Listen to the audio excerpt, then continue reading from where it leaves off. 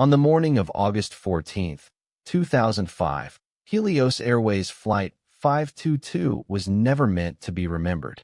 It was scheduled as a routine charter flight, the kind that fills aviation logs and disappears into statistics. A Boeing 737-300, a workhorse of short and medium-haul routes, prepared for departure from Larnaca, Cyprus. Its destination was Athens, with a continuation to Prague. The route was common. The aircraft was familiar. The crew had flown similar flights many times before. Nothing about this morning suggested danger. Passengers boarded quietly in the early light. Some were families returning from summer holidays. Others were couples heading home. Children were drowsy, leaning against parents or staring out of windows as ground crews moved slowly beneath the wings. Overhead bins closed. Seatbelts clicked. The cabin filled with the muted sounds of an ordinary flight preparing to leave. In the cockpit, the captain and first officer moved through their checklist with practiced ease. Their voices were calm, measured, professional. Switches were verified. Instruments were scanned. Systems were confirmed. Everything appeared exactly as it should. Earlier that morning, during routine maintenance, engineers had performed a standard pressurization check. To do this, the aircraft's pressurization system was placed into manual mode. This allowed technicians to control airflow while the aircraft was on the ground. It was a normal procedure, one that occurred frequently, one that, by itself, posed no risk. What mattered was what happened next. The system was never returned to automatic mode. On the ground, this oversight meant nothing. The aircraft cabin remained comfortable. Air pressure felt normal. Breathing was effortless. There was no indication that the aircraft was no longer configured to protect human life at altitude. As Flight 522 taxied toward the runway, engines humming steadily, there were no warning signs. The aircraft accelerated smoothly during takeoff. It lifted into the sky cleanly and began its climb away from Cyprus.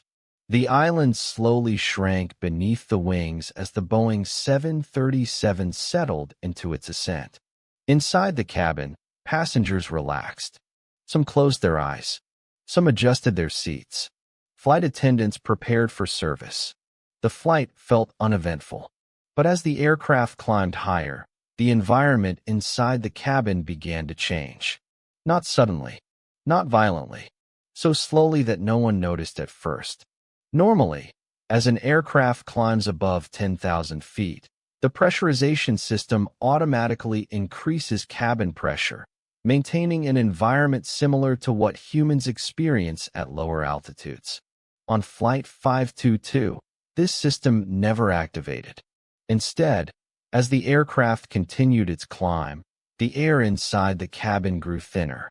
Oxygen levels dropped gradually, so gradually that the human body did not immediately register danger. At approximately 12,000 feet, a warning horn sounded in the cockpit. It was a simple sound, a familiar one. To the pilots, it sounded identical to the takeoff configuration warning, an alert designed to warn crews that something is incorrectly set for takeoff. But the aircraft was already airborne. Confused, the crew attempted to diagnose the issue. They reviewed systems related to air conditioning and cooling. They discussed what they were hearing and what they were seeing.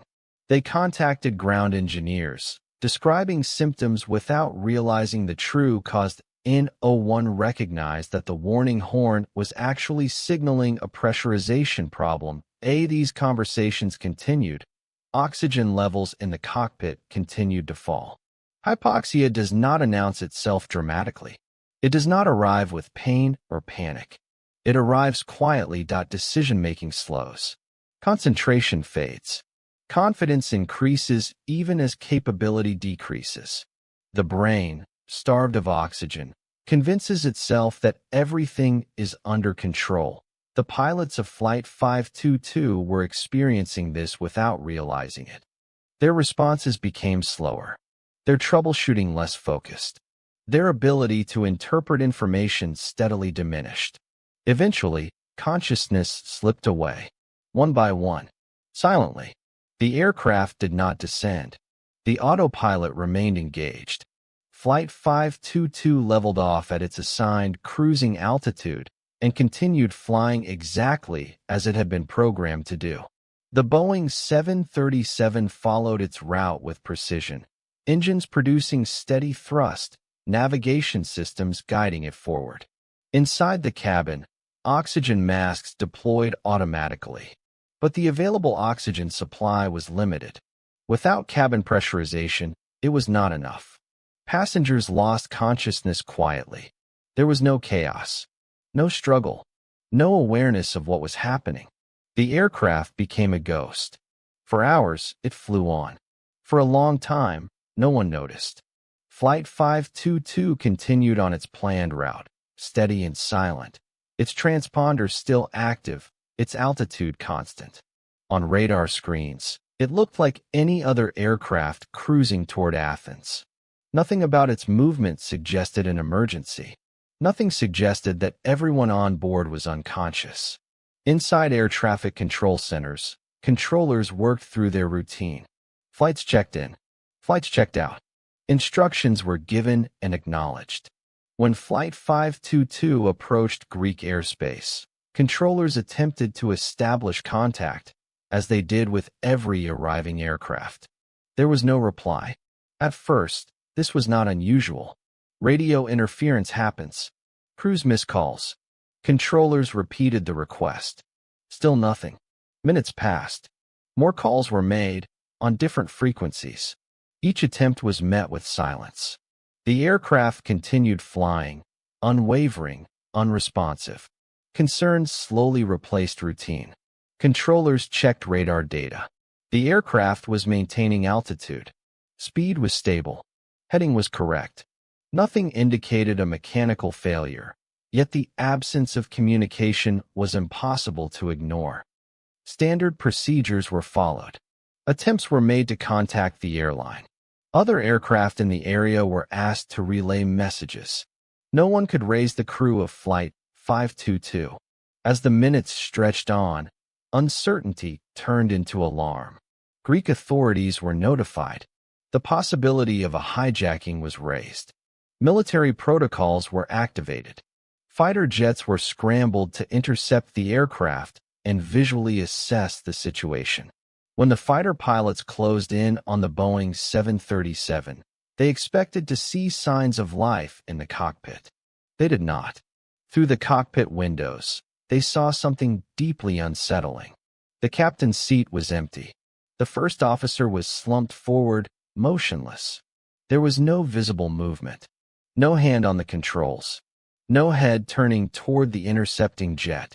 The aircraft flew on, indifferent to the presence of the fighters alongside it.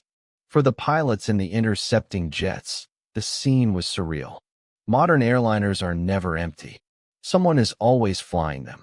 Someone is always in control. This one was not. The fighter pilots relayed what they were seeing back to command. A plane flying at cruising altitude with no conscious crew. Then, something changed. Movement appeared inside the cockpit. A figure entered, slowly, deliberately. A flight attendant. He was wearing a portable oxygen bottle. It was the only reason he was still conscious. His name was Andreas Prodromo. He had managed to reach the cockpit after regaining limited consciousness. He understood, at least partially, what was happening. He attempted to take control of the aircraft. But Flight 522 had been flying for hours. Fuel levels were critically low. The engines had been consuming fuel steadily, mile after mile, minute after minute, with no possibility of diversion. Inside the cockpit, Prodromo attempted to communicate. He tried to understand the controls. He tried to save the aircraft. But he was not a pilot. And time was gone. The left engine flamed out first. A sudden loss of thrust. The aircraft began to lose altitude. Moments later, the right engine flamed out as well. Now powerless, the Boeing 737 began its descent. There was nothing left for the fighter pilots to do but watch. The aircraft spiraled downward toward the hills near Grammatico, northeast of Athens. At approximately noon local time, Flight 522 struck the ground. The impact was catastrophic. All 121 people on board were killed. For those monitoring from the ground and the air, the silence that followed was absolute. In the days that followed, investigators began the painstaking process of reconstructing the flight.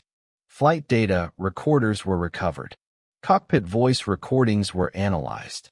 Maintenance logs were reviewed line by line. What they found was not a single dramatic failure, but a chain of small, human decisions. The pressurization system had been left in manual mode. The warning horn had been misidentified.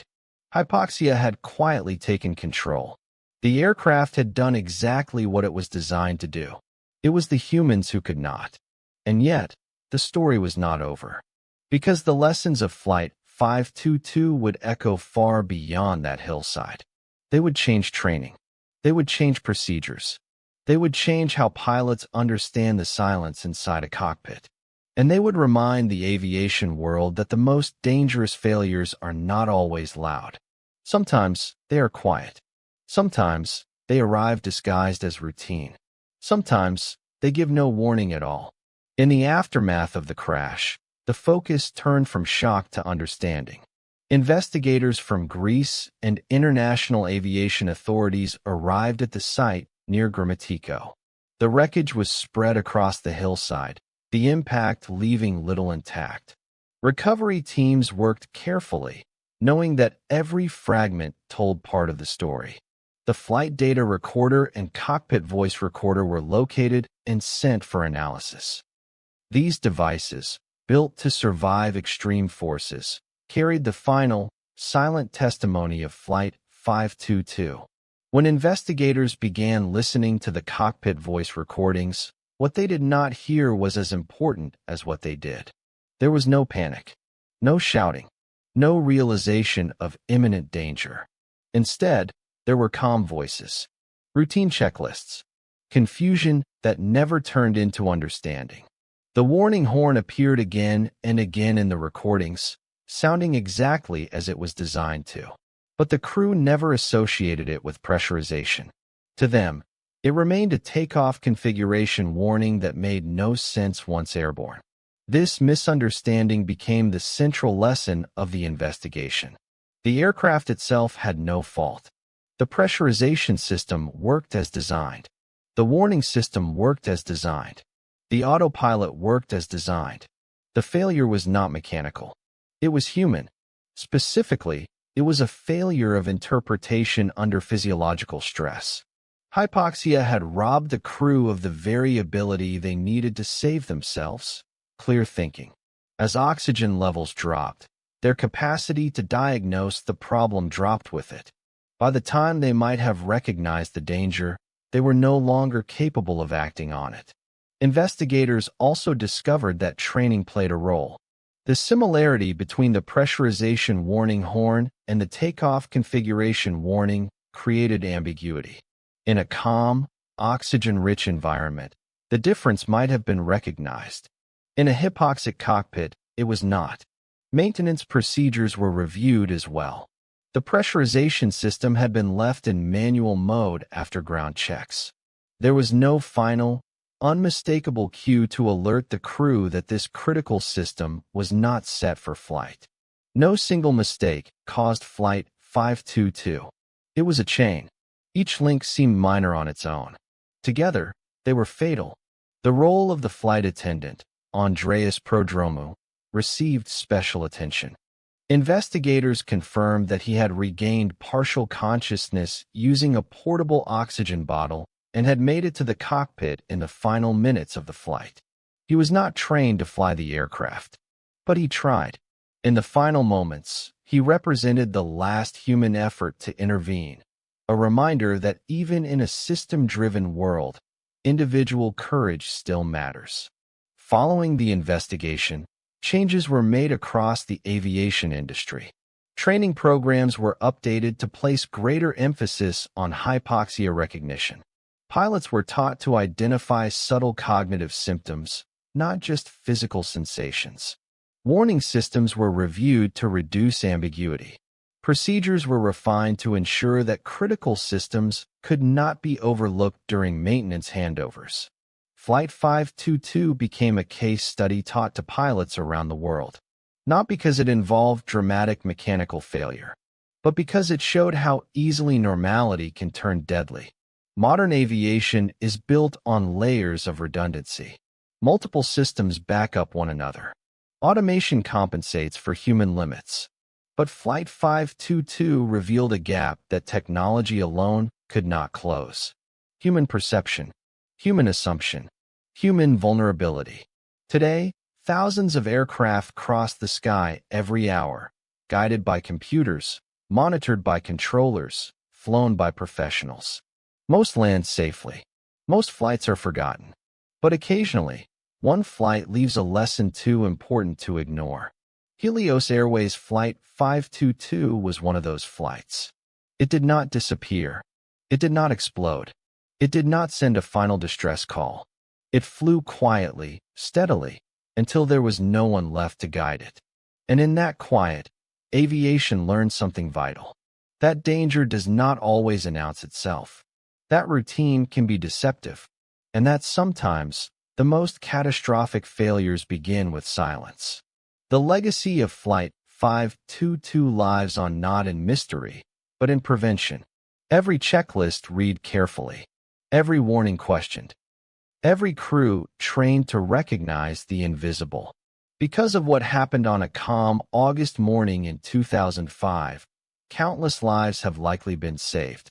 And that is how Flight 522 is remembered, not only for how it ended, but for what it changed. 5:42 a.m., Larnaca International Airport, Cyprus. The morning is calm. The sky is clear. Inside the terminal, passengers for Helios Airways Flight 522 begin gathering near the gate. Families, couples, solo travelers. No one knows that this flight will later be remembered not for turbulence, not for fire, not for terror, but for silence. 6:07 a.m., boarding begins. Cabin crew greet passengers at the door. Smiles. Routine instructions. Children are helped into seats. Carry-on luggage is stowed. The cabin slowly fills with the low murmur of conversation and the rustle of newspapers. 6:23 a.m., cockpit preparation. Inside the cockpit, the captain and first officer run through checklists. Fuel levels verified. Navigation programmed. Autopilot settings reviewed. Earlier maintenance work required the pressurization system to be switched to manual mode. That step should later be reversed. It is not. 6:30 a.m., pushback. The aircraft disconnects from the gate. Engines start smoothly. Nothing unusual is noted. The pressurization system remains in manual, but on the ground, this creates no noticeable problem. 6:43 a.m., takeoff. Flight 522 accelerates down the runway and lifts into the sky. The Boeing 737 climbs steadily. Passengers feel the familiar sensation of ascent. Seatbelt signs remain on. Everything feels normal. 6:49 a.m., passing 10,000 feet. Cabin crew prepare for service. The air outside the aircraft is thinning, but inside, the change is still subtle. Human bodies adapt quietly. No alarms yet. 6:54 a.m., warning horn sounds. In the cockpit, a horn begins to blare.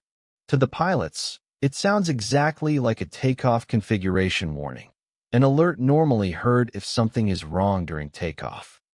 But the aircraft is already airborne. The crew is confused. 6:55 to 7:02 a.m., misdiagnosis. The pilots attempt to identify the issue. They discuss cooling fans and air conditioning. They do not recognize the horn as a pressurization warning. The oxygen level in the cockpit continues to fall.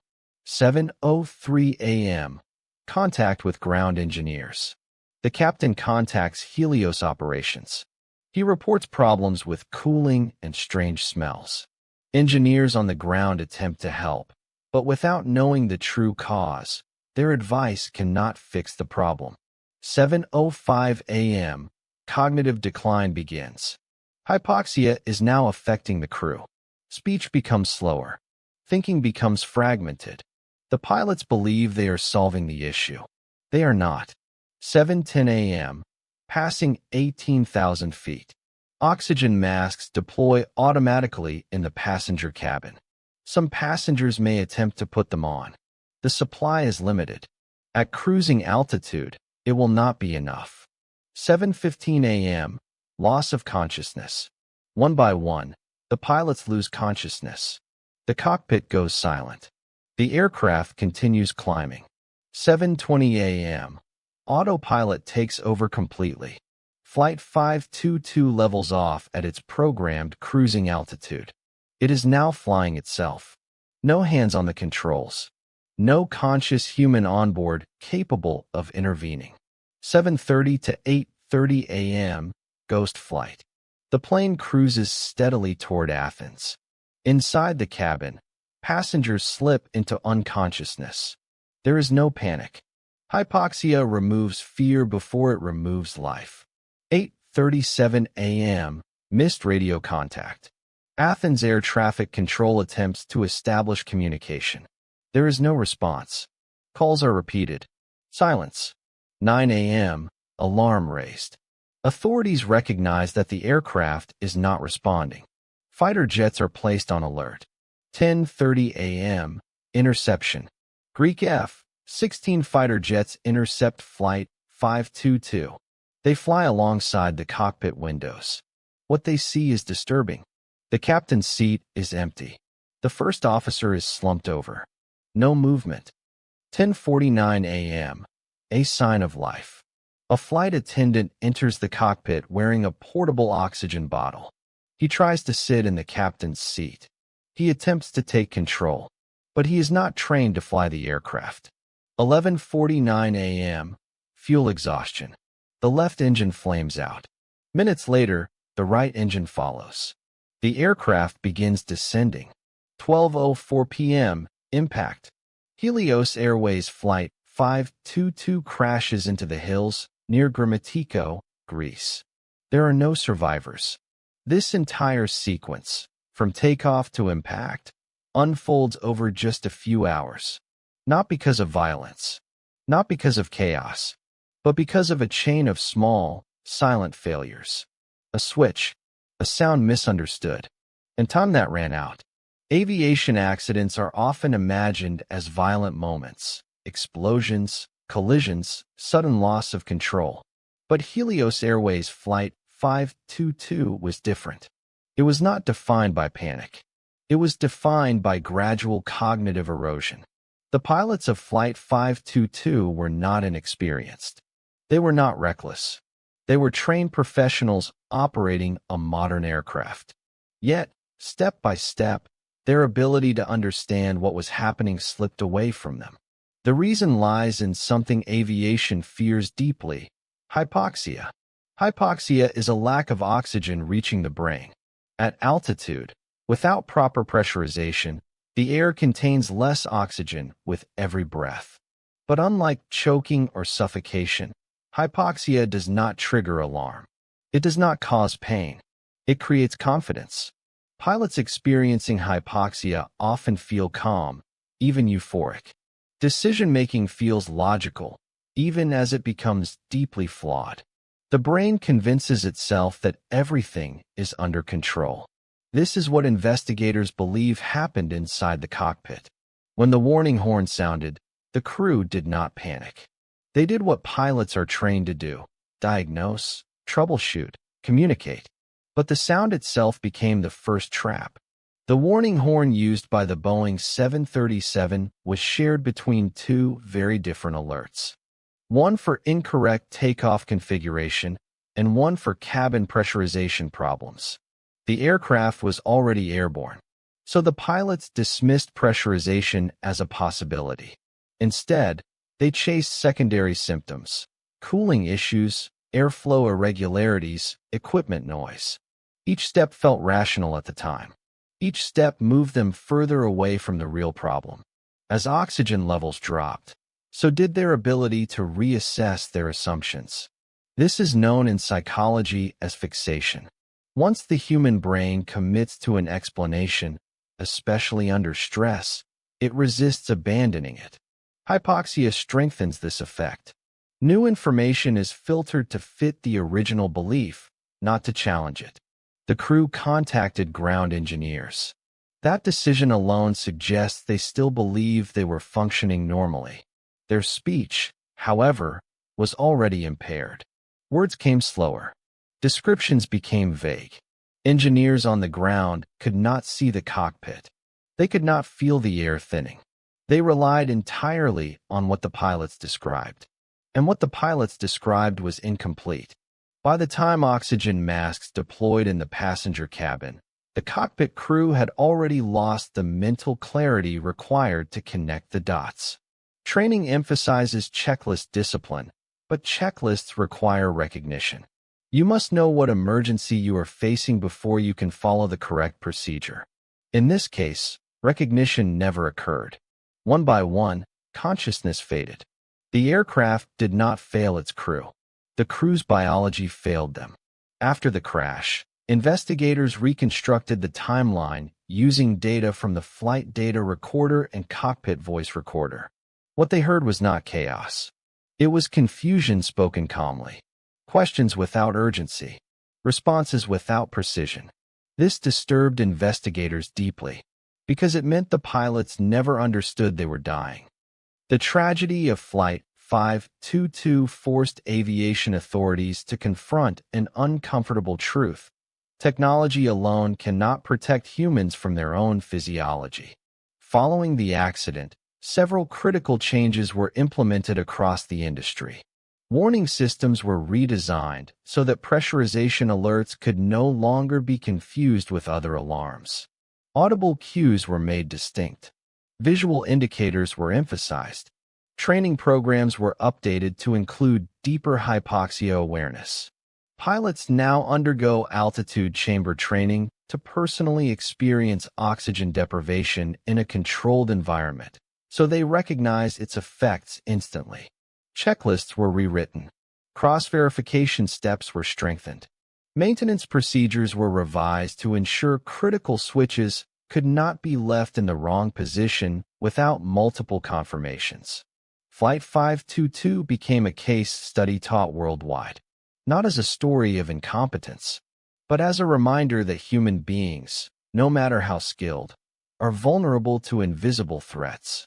In the end, the most haunting lesson of Helios Airways Flight 522 is this. The aircraft flew perfectly. The systems worked. The route was followed. And still, everyone on board was lost. Because the danger was not mechanical. It was human.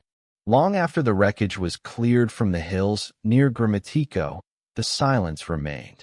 Families waited for answers that could never bring closure. Voices that had filled the cabin that morning were gone, leaving behind only questions, photographs, and unfinished journeys. Helios Airways Flight 522 did not end with an explosion in the sky. It ended quietly, methodically, almost invisibly. That is what makes it so unsettling. An aircraft can be destroyed by fire, by weather, by force. But this aircraft was undone by something far more ordinary: human limitation. In the years that followed, aviation became safer because of this tragedy. Warning systems were redesigned. Training became sharper. Procedures became stricter. Pilots around the world learned the name Flight 522 not as history, but as a warning. Yet the lesson remains fragile. Because modern aviation still depends on humans noticing the unnoticed, questioning the familiar, and acting before comfort turns into complacency. Every time a warning sounds in a cockpit today, somewhere in the background is the echo of a different horn, misunderstood at altitude, on a quiet August morning. Helios Airways Flight 522 flew until there was no one left to fly it. And in that silence, aviation learned to listen.